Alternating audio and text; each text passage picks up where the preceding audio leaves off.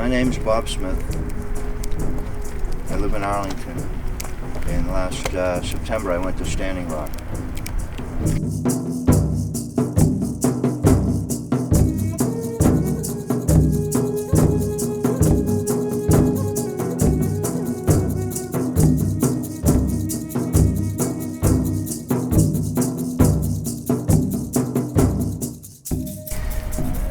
I called a friend of mine who lives there. His name's Butch Thunderhawk. We met in the 90s through playing softball for the Zeitgeist Art Gallery. And we became good friends. And so I called him in August and said, well, Butch was here for a very important reason. He was making replicas of all the sacred objects that Harvard had that belonged to Standing Rock. So that's what he did during the 90s here. What is Standing Rock is a reservation in northern Montana, actually southern Montana, south of Bismarck. And it's on the Missouri River, and it's part of the old Great Sioux Nation. And they had 2/3 of their land diminished because of a senator from Massachusetts, Dawes. Say again? 2/3 of their land has been diminished because of Senator Dawes's, the Dawes Act, the 1800s. Oh, okay.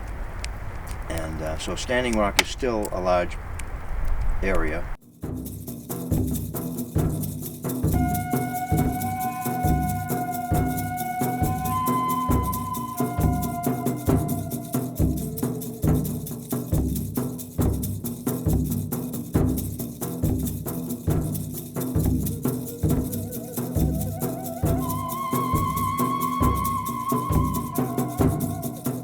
Say it's pretty much 2/3 done, and what they did was they jumped ahead, and maybe it was like a tactic to get so much of it built that you couldn't stop it, because they didn't do the right processes. They skipped some things.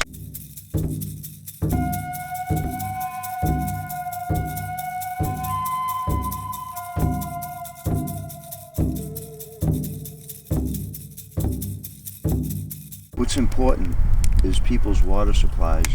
They saw the danger to their water supplies. And 2 women went into a teepee at the Sacred Stone campground on the Standing Rock Reservation last April and began praying. They thought 40 people would end up showing up. And now it's turned into a worldwide movement. Is this camp on whatever? Reservation land? Yeah. No. It's on land that is unceded, meaning the Indians, they lost it in the 1950s. Oh, okay. But they don't give up the right to claim it, and there's sacred sites there. Right. So technically, across the Cannonball River, there is the Sacred Stone Camp. That's on the reservation. That they can't touch that. Yeah. Across the river is this big encampment, which is a campground. And Obama let them have a permit based on freedom of speech, constitutional freedom of speech. They took that away. They're taking it away on December 5th. Okay. And they're saying it's for safety reasons. What it's for is because this protest has become so strong and is beginning to get in the press after all this time, when it should have been in the press a long time ago. Right.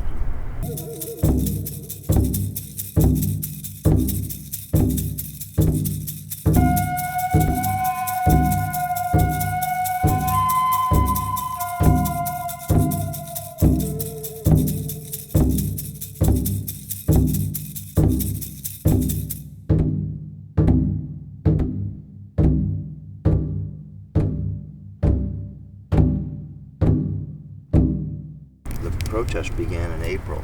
So it started with 2 women who were praying in their teepee. Yeah, I think maybe some high school kids too got involved, and then the whole tribe, Standing Rock people, backed it up, and it began to grow. Is there the possibility that any of the Standing Rock tribal elders were for the pipeline? Maybe. Is there any clash within the tribe? That's what's amazing. And that's what attracted me to this thing, as well as knowing Butch Thunderhawk, who I called and he said, you should come out here. You will have an amazing experience. This was in August, before there was any violence. And so the thing that attracted me to it was that the whole tribe supported it. Because at other times, the government has been able to divide and conquer, just like it did at Wounded Knee in the 70s. Yes. And I think that's a really important point, because that's what struck me. And then I decided, how am I going to do this? I'm going to take time off from work. Yeah, how long were you out there? About 10 days. 10 days. And describe being there. Where did you stay? Like, where did you sleep for 10 days? Well, I didn't know what I was getting into. In fact, just before I left, Amy Goodman from Democracy Now! Filmed dogs attacking people. That's when the first kind of real violence happened. And tell you the truth, I got cold feet, and I called Butch and I said, Butch, I hear there's a lot of roadblocks there. And he goes, Smitty, I'm from there. I was born in Cannonball. I know roads. So I said, okay, I'm coming. I'll be there next week.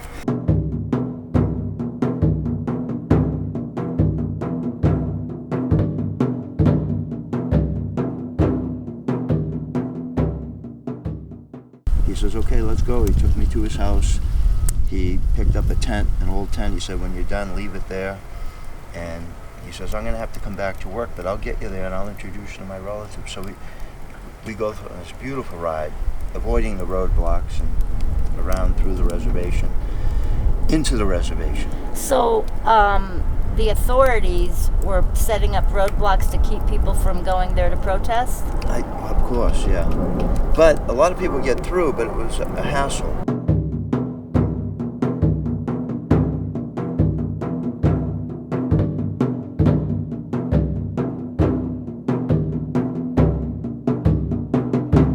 When you first get there, who's there?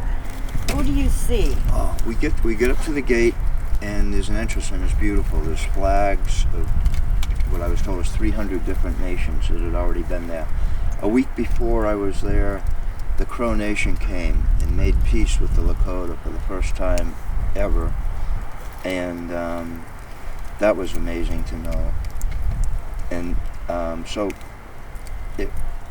So there was a lot of natives there. Oh yeah, and a lot of activity. How many, could you gauge how big of a crowd it was? No, I'm not good at that, but I was told it was thousands. Was it like an encampment? Yeah, it was a giant encampment. Okay. A lot of teepees, tents, wickiups, little shelters, and there were all kinds of people. There were foreigners. I met people from Turkey, Australia, Japan, New Zealand, France. I had an incident that was kind of interesting. I decided I promised Butch, and I told Butch, I said, I'll come here to volunteer and be a witness, but I'm not going to get on the front lines and get arrested. And he says, good, we don't want people acting out. We want unarmed, peaceful demonstration. So, that's fine. And when I got there, he said, if you see something that needs to be done, just pitch in. Just help. Don't ask. Just start helping. So I worked in the kitchen chopping wood, and it was fantastic. And there was just this camaraderie, people helping each other. There's a lot of oil pipeline fights. What's the trigger on this one for people? I think it's the unity of the tribe was one, that they reached out to the rest of the Lakota Nation, the other 6 tribes, and they came together in support of each other. Again, that was another first. So it became not just them, and everyone realized they had the same problems. The tribe people. I call them First Nations. They have all these names: indigenous, Indians, originals. The First Nations realized they've all been dishonored and disgraced and mistreated ever since. It's never been settled. Reconciliation was the most overwhelming, powerful thing. And when it was brought up and talked about, I was told, we're not just reconciling with each other, Indian nations. We're reconciling with you, the Europeans that came here. And I would go around to people and say, thank you for what you're doing. They say, no, thank you. You don't have to be here. And you came. I got there a few days before a decision came down by the courts to allow it to continue or not. And in the morning, we got the report that the court went against the tribe. And there was a woman riding around on a horse. Was that federal or local? Federal. Federal. Yeah. The Army Corps of Engineers is involved, and the courts in Washington, I think it was September 9th, said they're going to let it happen. So a pall went over the whole community of and by then there were about 8,000 people in it there. And then a woman rode around on horseback around near us, like Paul Revere, kind of saying, you know what this means? The National Guard is coming, probably today. They're up there. What do you think? What are you going to do? And we had individual campground. Everyone had a little campfire, sort of like this. Maybe to be 8 or 10 people. Sometimes it'd be 20 people if it was a family. And she went around to the campfires telling people and asking people to think, what are you going to do? And around our campfire, we all said, they'll have to drag us out of here. We're not going to leave this campground. It was a great feeling. It was a great feeling. An hour later, all of a sudden, it went through the whole camp. They were passing out the paper. There was a legal team there, and I don't know how they got it, but maybe it came from the tribe, but down the road. But we had the paper that said, Obama has stayed the decision against the court, and they're going to look further into it. And that weekend, I'd say 3,000 or 4,000 more people came, and then it felt like kind of paradise. Like, wow, this is going to go well. And people had faith in Obama and the government even, like, wow. And we can see reconciliations coming here now. That's the word to me, reconciliation. That's the thing that's most important.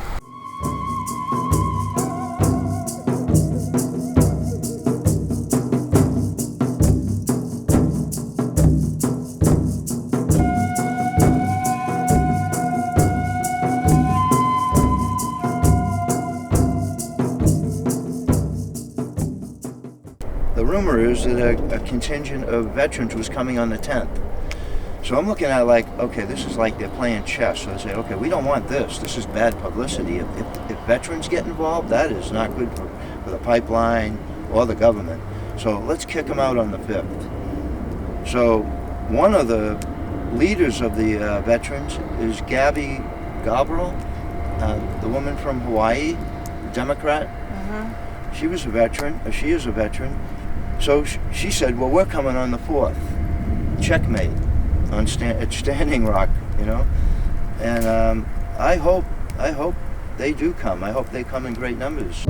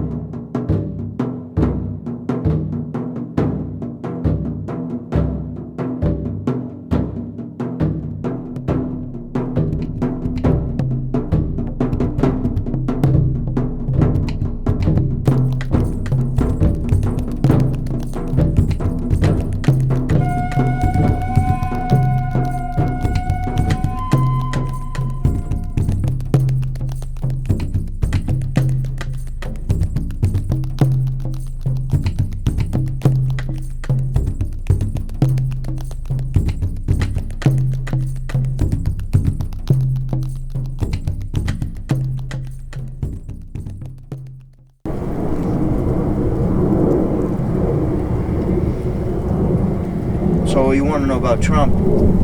Yeah, it came out that he has $2 million investment in the pipeline. So how come we didn't know that before? How come, to go up a little bit, how come we didn't know Trump had all these business things that were going to be a problem that we're hearing now? Yeah, he scares the shit out of us.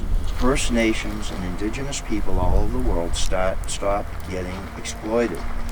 Manifest destiny has run its course. There aren't any more people to exploit. Maybe the penguins of Antarctica. Smitty, Yes. thank you. All right.